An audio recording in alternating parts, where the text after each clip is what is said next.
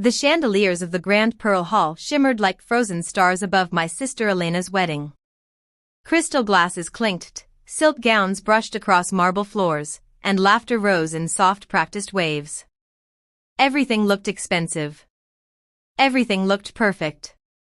Everything except me. I stood near the back of the hall, smoothing invisible wrinkles from my simple navy dress. I had chosen it carefully, elegant but quiet. My mother had warned me twice not to draw attention. Tonight was about Elena, the pride of the family. The successful one, the beautiful one, the one who had married up. Relatives floated past me with polite smiles. "So, what are you doing these days?" one aunt asked, already half distracted by someone more important behind me. "I run a cleaning company," I replied, her eyebrows lifted slightly. "Oh, that's nice." Nice. The kind of word people use when they don't know what else to say. Later during dinner, I overheard my father laughing at his table of business acquaintances. "Yes, Elena always had ambition," he said proudly. "She knew she was meant for something bigger."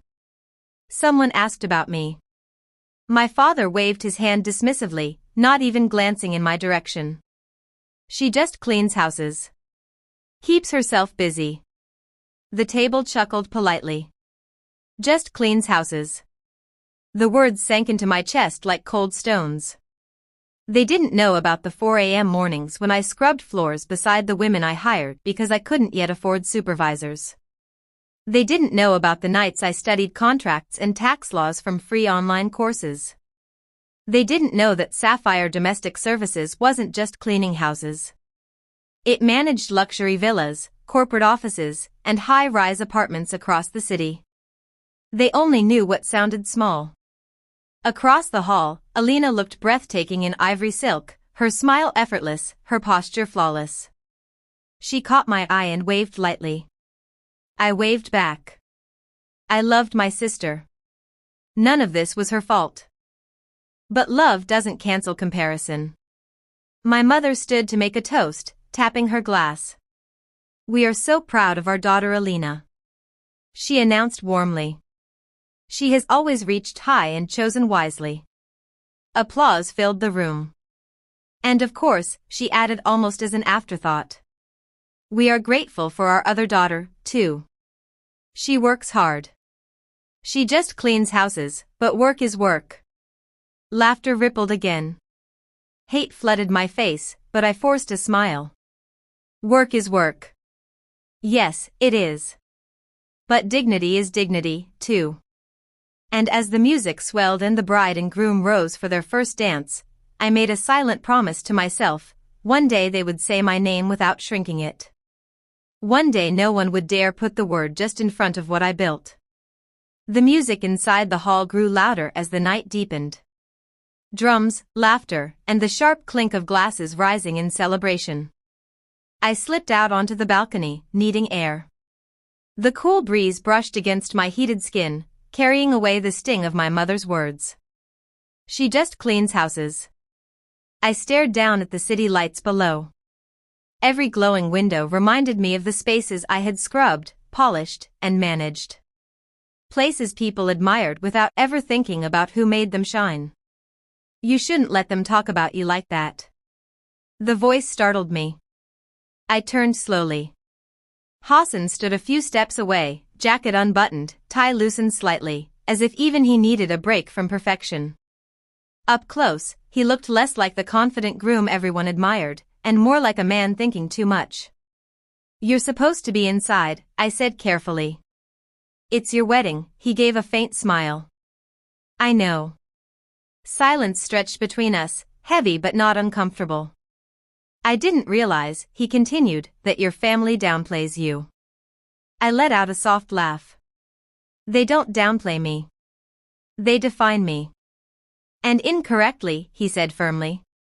His tone caught my attention. "What do you mean?" Hassan stepped closer, lowering his voice. "You are the founder of Sapphire Domestic Services, aren't you?" My heart skipped. "Yes," I replied slowly. "Why?" He studied my face as if confirming something important. My company signed a multi-year facilities management contract with Sapphire last month.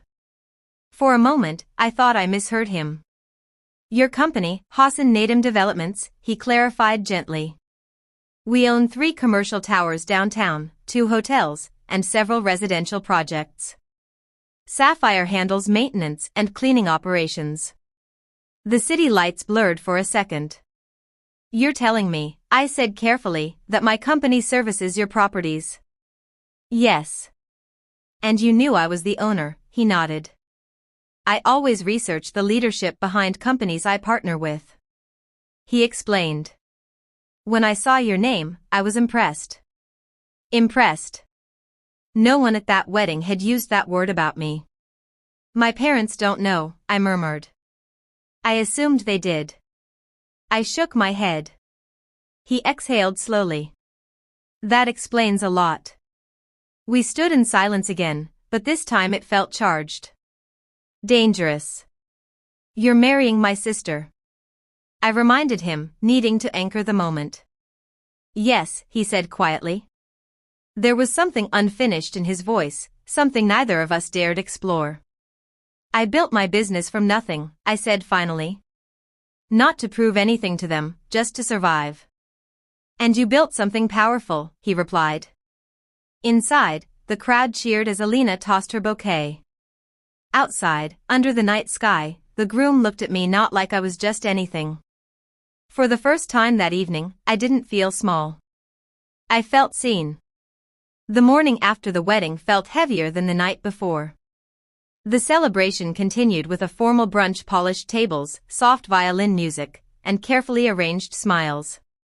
Important guests remained in attendance, business partners, extended relatives, people whose opinions my parents valued more than truth. I arrived early. This time I did not dress to blend in, wore a tailored white suit, sharp lines, structured shoulders, confidence stitched into every seam. My heels clicked against the marble floor with steady purpose. Conversations paused as I passed. Some guests looked confused, others curious. My mother approached me immediately, her voice tight. Why are you dressed like that? Like what? I asked calmly. Like you're presenting something. Maybe I am. Her lips pressed into a thin line. At the front of the hall stood a large projector screen prepared for a sentimental slideshow. Alina had organized childhood photos, engagement pictures, carefully curated memories. But before the program began, Hassan rose from his seat and walked toward the microphone. A murmur moved through the room. I'd like to share something before we continue. He announced, his tone steady but firm. Alina looked surprised but smiled politely, assuming it was another romantic gesture. Hassan gestured toward the screen. Instead of childhood photos, a sleek corporate logo appeared. Sapphire Domestic Services. A ripple of confusion spread through the crowd. As many of you know, Hassan continued. Hassan Nadim Developments has recently expanded its portfolio. Our operational efficiency and property management success are due to a strategic partnership. Charts replaced the logo, growth statistics, performance metrics, testimonials from luxury clients. Photos of pristine hotel lobbies and gleaming office towers flashed across the screen. My father leaned forward in his chair, and the founder and CEO of that company, Hassan said clearly, is someone in this room? Silence thickened. He turned toward me, this remarkable woman. Every head followed his gaze. I walked forward slowly, aware of the weight of every step. My heart pounded, but my spine remained straight. I started cleaning houses, I said into the microphone. My voice did not shake because we needed money, because no job is beneath dignity. The room was utterly silent. Yes, I continued, meeting my parents' stunned expressions. I clean houses. I clean offices, I clean luxury hotels and corporate towers. A pause. I also built a company that employs over a dozen women who were told they were just something too. A quiet clap began from one of the business guests. Then another, then many.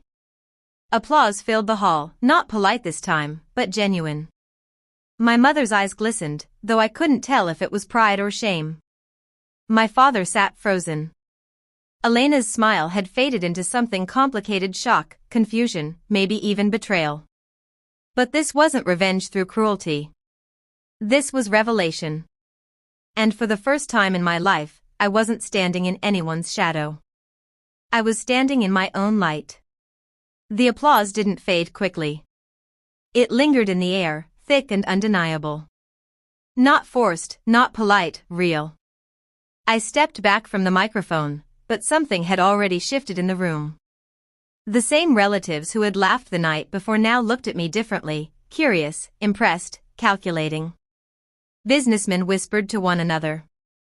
A few even nodded in approval. My parents looked stunned. My mother approached me first when the crowd began to disperse. "Why didn't you tell us?" she asked, her voice trembling. Not with anger, but with something closer to regret. I held her gaze. "I tried. You never asked." The words weren't sharp. They didn't need to be. My father joined us. His usual confidence replaced by discomfort. "We thought it was small work," he admitted quietly. "We didn't understand." "You didn't try to understand," I corrected gently. "There's a difference." Across the hall, Alina stood near Hassan. She looked beautiful, but something in her expression had changed. The effortless certainty she always carried was cracked. Later, she found me alone near the dessert table. "Did you plan this?" she asked, her voice tight. "No," I said honestly. "I didn't plan to be hidden either."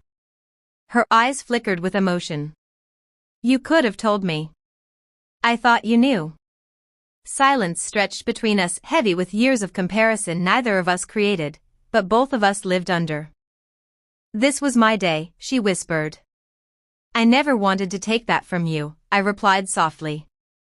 "I just stopped shrinking." Her expression softened slightly. Not fully understanding but beginning to. Over the following weeks, things changed. Relatives who once pied me now asked for business cards. Invitations to networking events appeared. My phone rang with partnership inquiries. The same people who had used the word just now used words like visionary and impressive. It was almost ironic, but the sweetest part of the revenge wasn't the recognition. It was the freedom. 1 month later, I sat in my office overlooking the city skyline. Contracts for expansion into 2 new cities lay open on my desk. Sapphire Domestic Services was growing faster than I had imagined. Hassan sat across from me, not as my sister's groom, but as a business partner. "You changed the narrative," he said quietly. "No," I replied, signing the final page of the contract. I stopped letting others write it. Outside the window, the city gleamed towers. My company maintained spaces my team cared for. Proof of every early morning and every tear swallowed in silence. My parents eventually began introducing me differently. "This is our daughter," they would say. Now she built a company and no shrinking, and that was the real victory because sweet revenge isn't loud. It's standing tall in the same room where you were once made small and realizing you no longer need anyone's permission to shine.